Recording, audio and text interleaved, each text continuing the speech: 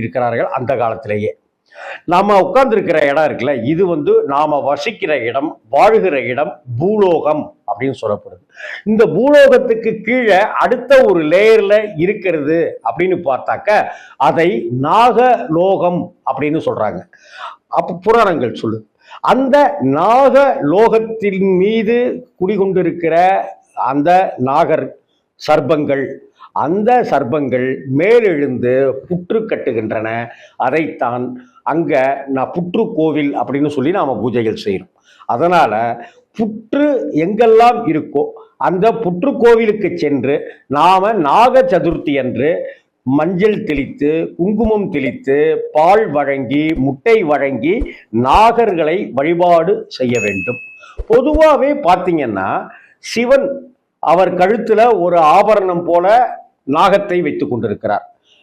Vinayagar